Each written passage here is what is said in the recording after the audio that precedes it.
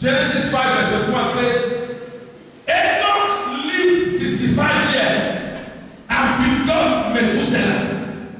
After he begot Methuselah, the Bible says Enoch walked with God 300 years and had sons and what? And daughters. The Bible says Enoch was 65 years when he had his first son Methuselah, who eventually became the oldest man that has ever lived on planet Earth. He said, but as soon as Methuselah came, there was a revelation that came through the birth of Methuselah. Hello? I want to teach you some deep things. When Methuselah came, if you read your Bible, the meaning of Methuselah means death has come. Now, when Methuselah, before the coming of Methuselah, people were not dying.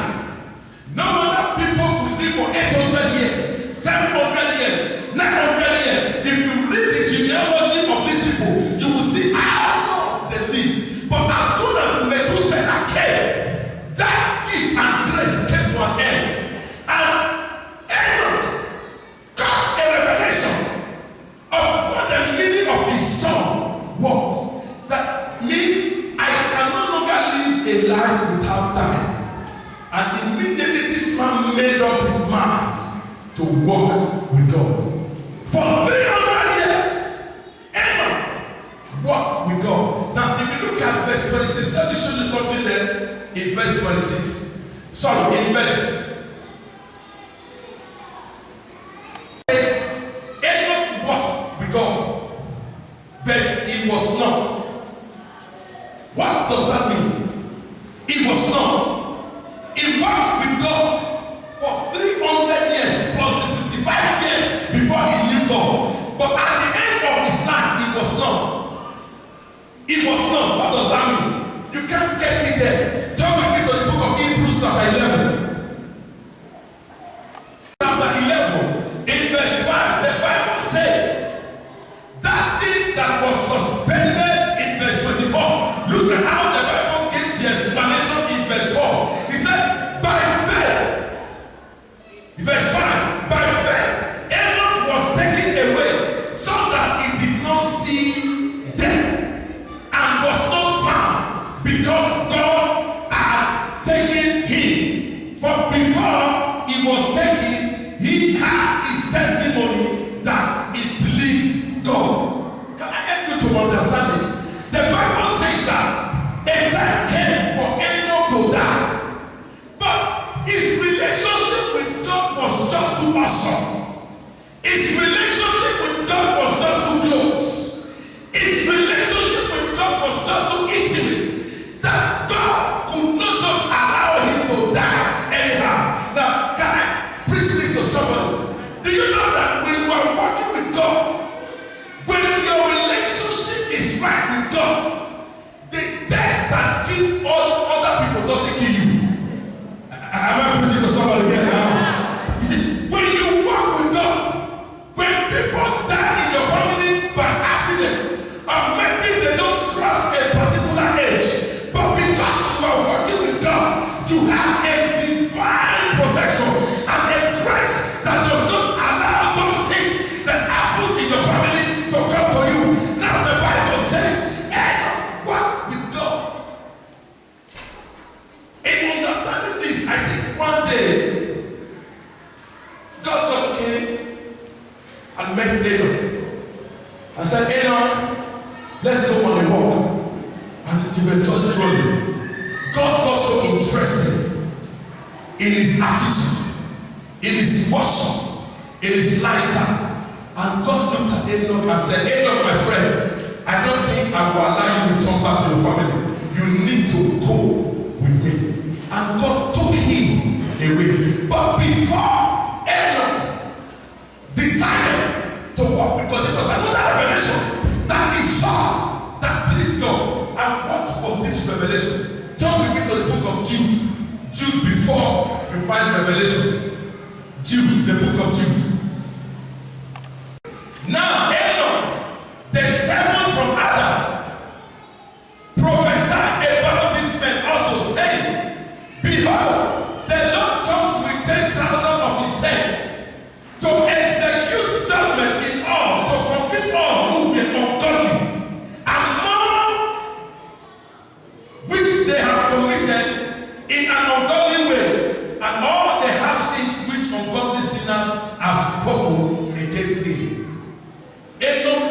revelation that God was coming back again to punish the sons of men because of the evil things that they have spoken against God. Do you know that when you talk anyhow about God, God hears you? There is no word you will say in your sitting room that God does not hear. There is nothing you will do that you think that God does not see. But Enoch had this revelation that God was going to come back again. And because of this, Enoch changed his lifestyle. He changed his way. In Genesis chapter 6, where we read, the Bible says that a time came.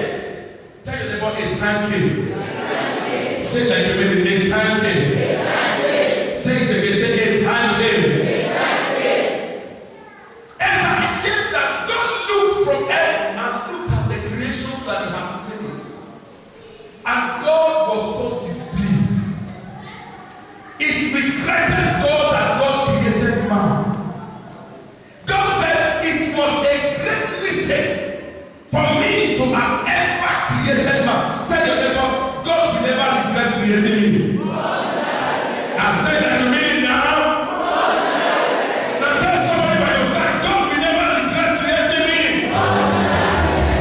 Now ask your neighbor, is God regretting your creation?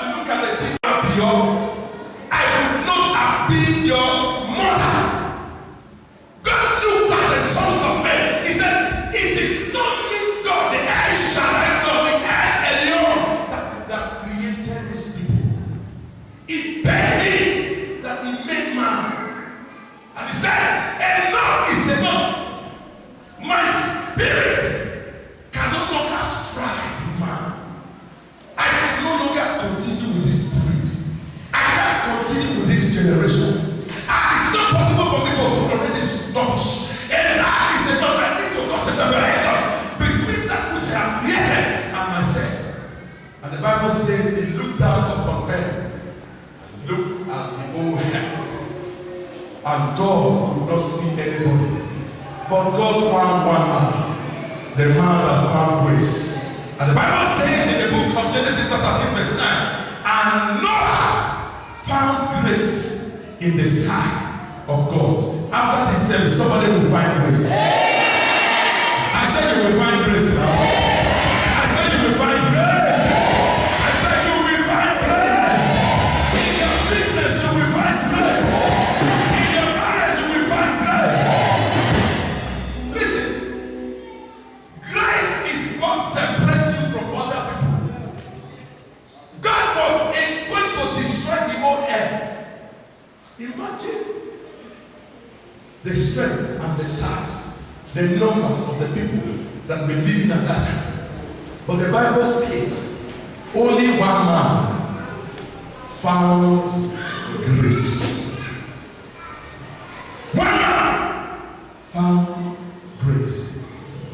And I want to tell somebody here, the next time you travel, whether on the airplane, on the train, you are going from Lagos to Benin, and that means of transportation has been bedeviled to have accident or to crash.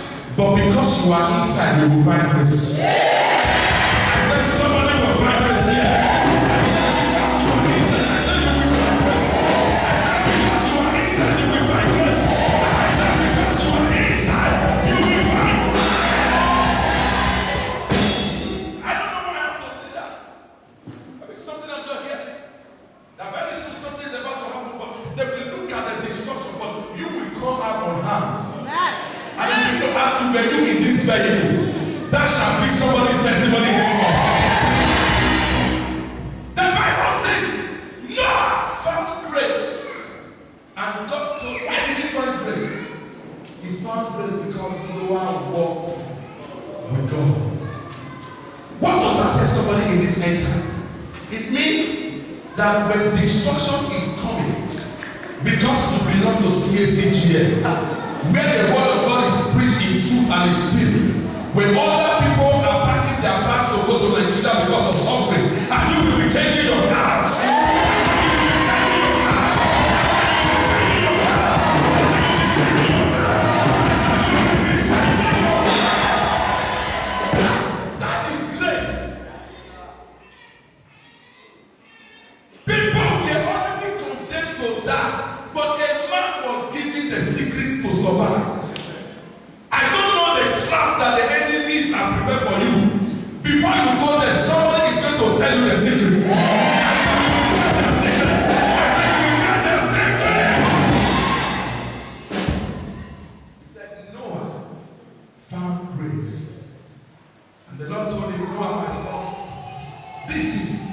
what I am about to do.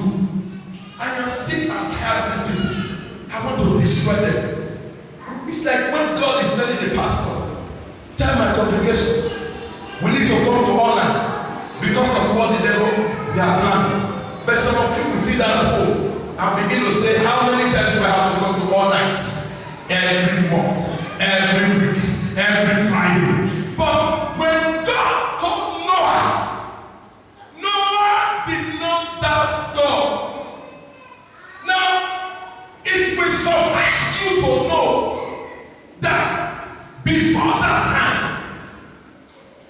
there has never been rain since creation. Right from when Adam was created, or till the time that God destroyed the earth with the first flood, there was never rain on earth.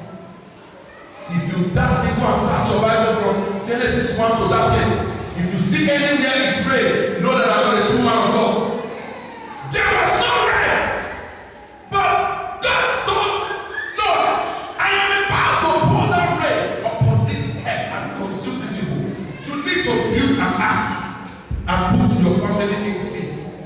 And the Bible says, Noah did not question God and said, for 400 years now, it has never rained. Why are you trying to deceive me?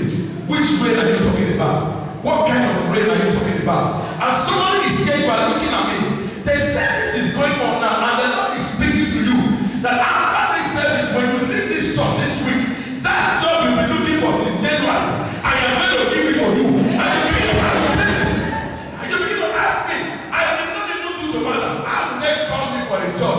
But God is saying, because you have found grace, that job is coming to you. No, they don't doubt God. People looked at him and said, foolish man. Is that not how they call you names? When you decide to cook for the old church to eat, they tell you, go and look at her busybody. When you are the first person to go to the church to sweep, they tell you, don't mind her because she has nothing good to do. When you are the first person to come and open the door of the church, the people begin to give you nickname. He wants to be like pastor. Ah, brother, keep doing what you are doing. Keep working the way you are working. Keep doing what you are doing.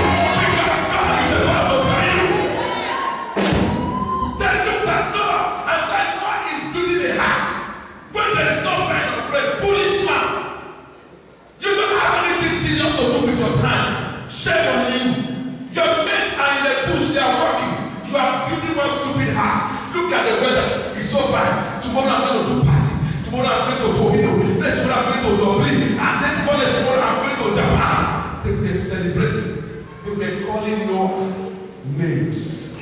So then, all those that be calling you names.